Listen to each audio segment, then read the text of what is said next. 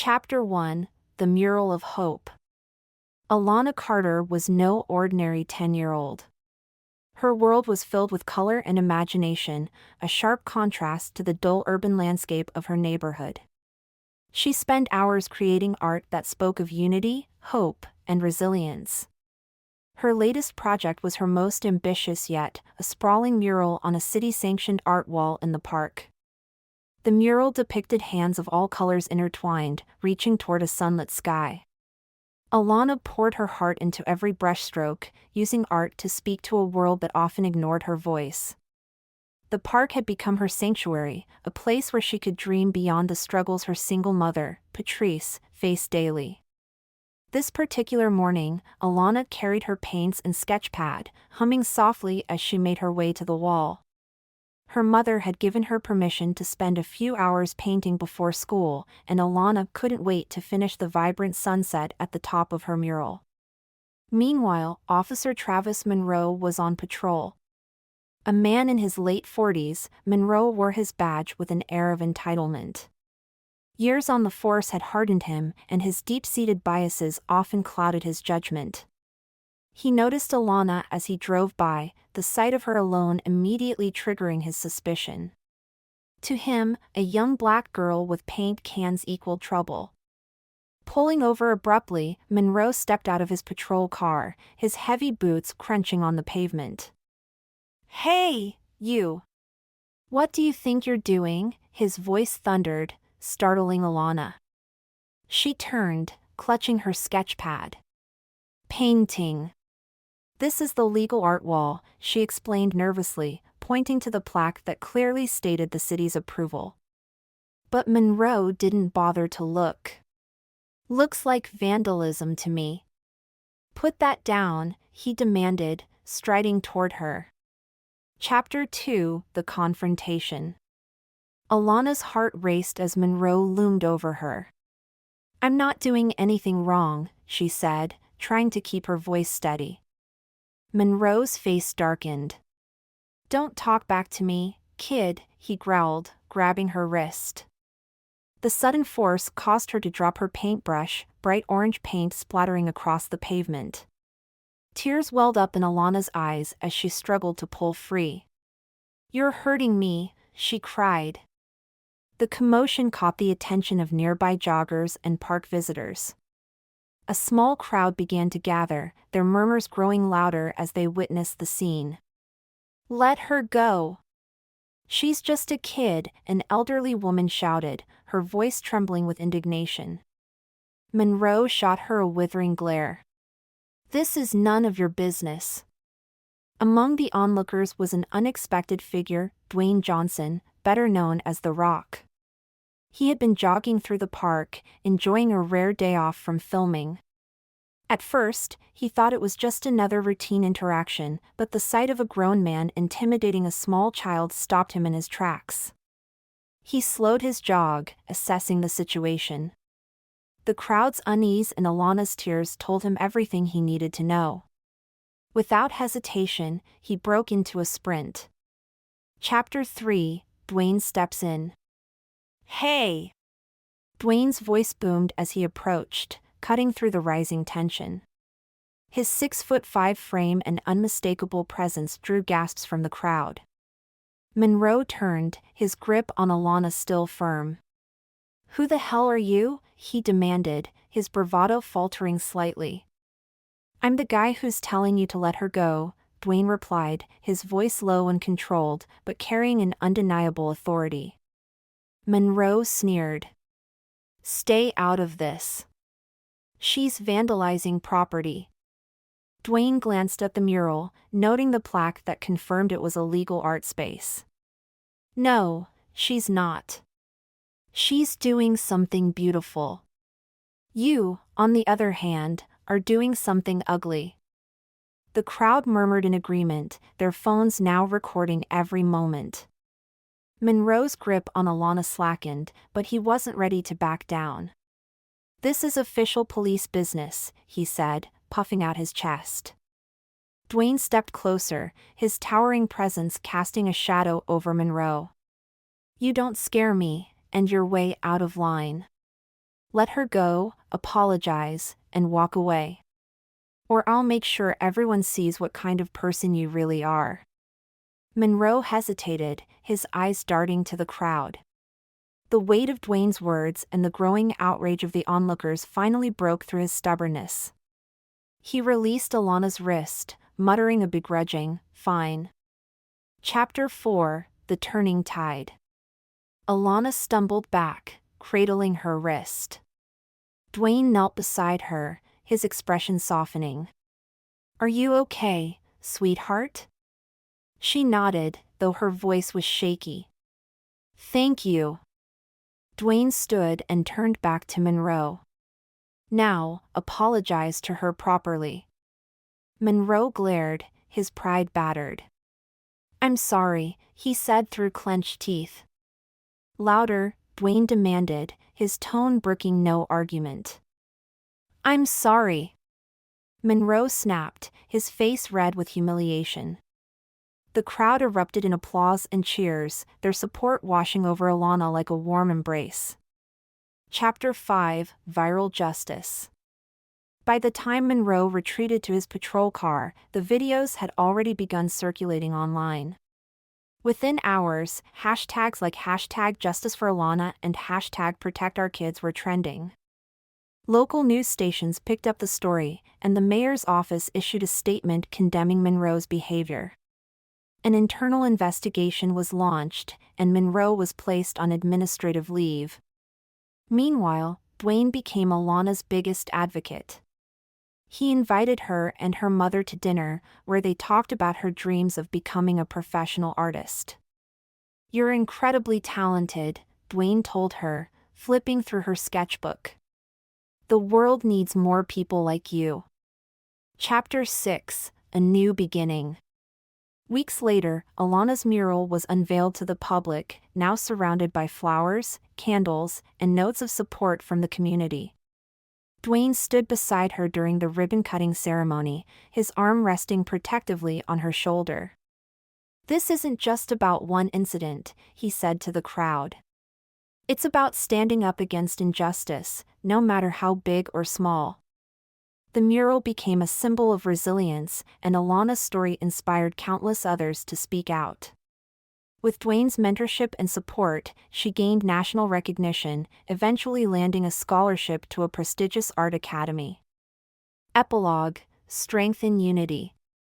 Years later, Alana returned to her old neighborhood, now a celebrated artist. She stood before a new mural she had painted, a towering image of a young girl with a paintbrush, shielded by a figure resembling Dwayne Johnson.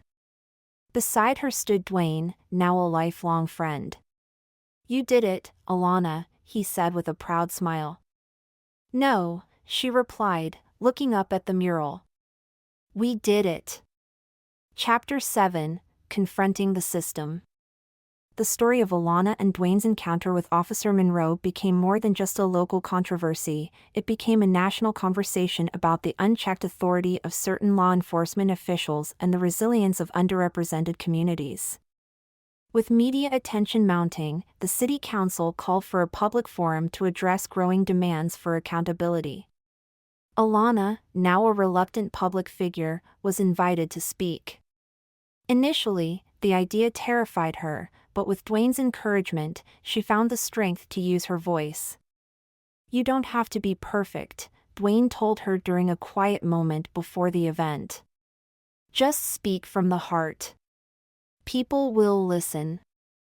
The forum was packed, cameras flashing as citizens filled the room. Alana, clutching her mother's hand for reassurance, stepped up to the podium. "When I painted my mural, I wanted to show that we're stronger together," she began, her voice quivering. "But I never thought I'd have to fight for that message just because of the color of my skin. What happened to me wasn't fair, and it shouldn't happen to anyone else." Her words were met with a standing ovation, the crowd moved by her bravery. Patrice wiped away tears, her heart swelling with pride. Chapter 8: Officer Monroe's Reckoning. Behind the scenes, Officer Monroe's world was unraveling. The investigation into his conduct revealed a troubling history of complaints, excessive force, discriminatory comments, and misuse of authority.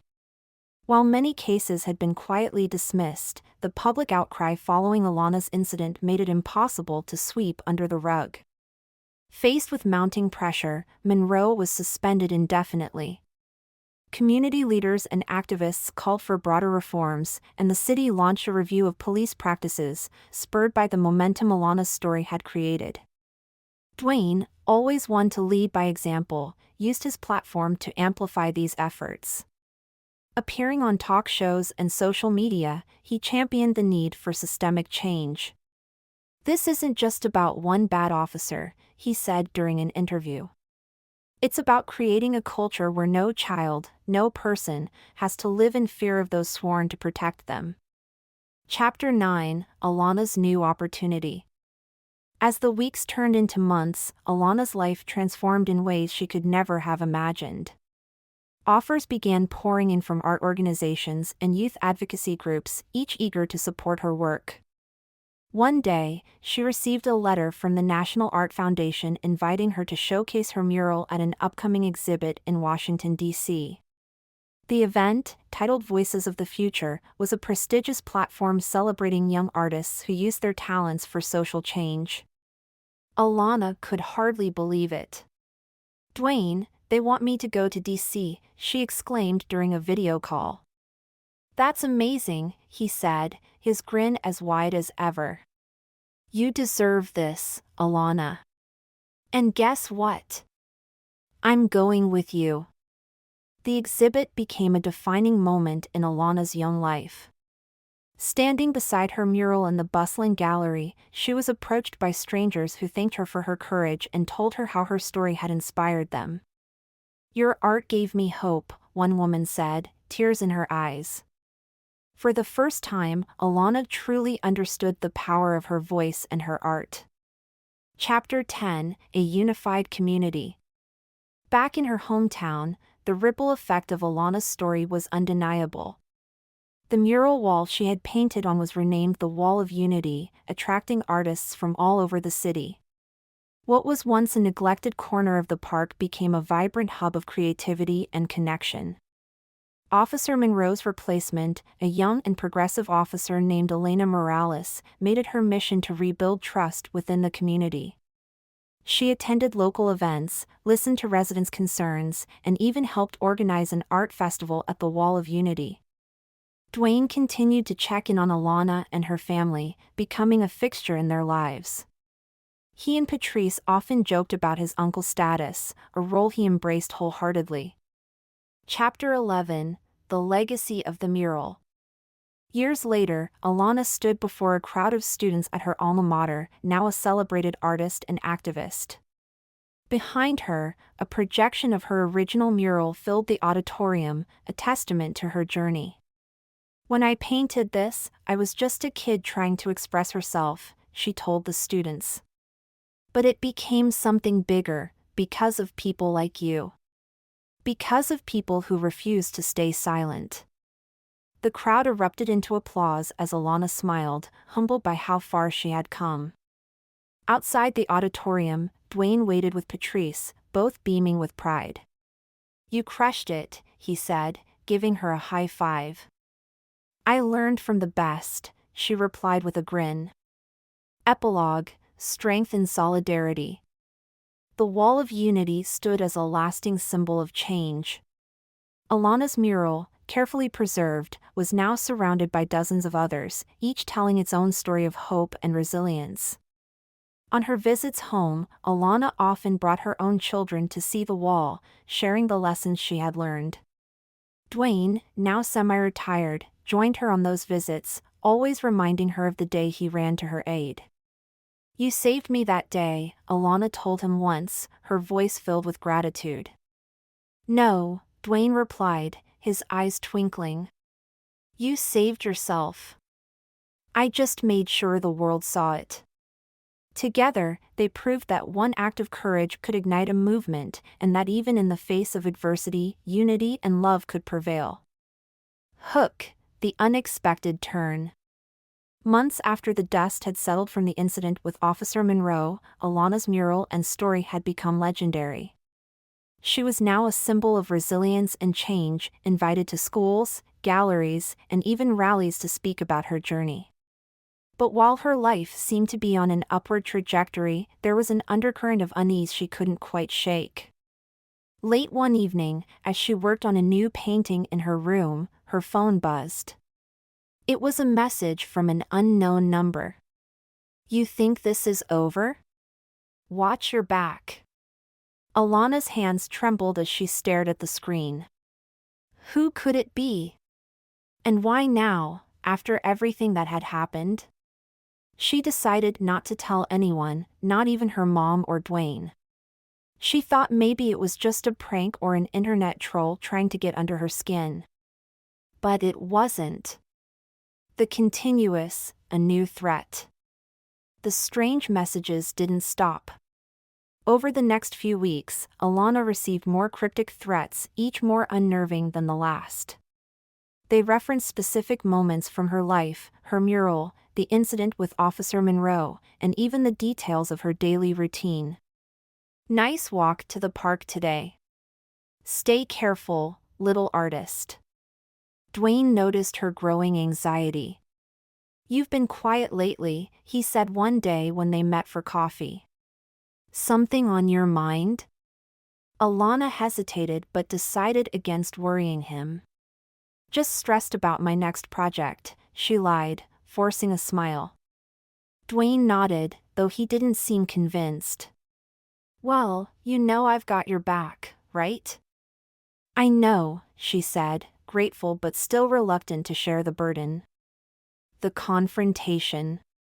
One night, Alana was walking home from her art studio when she felt the unmistakable sensation of being followed. She quickened her pace, her heart pounding in her chest. The footsteps behind her quickened too. She turned a corner and ducked into a convenience store, hoping to lose whoever was trailing her.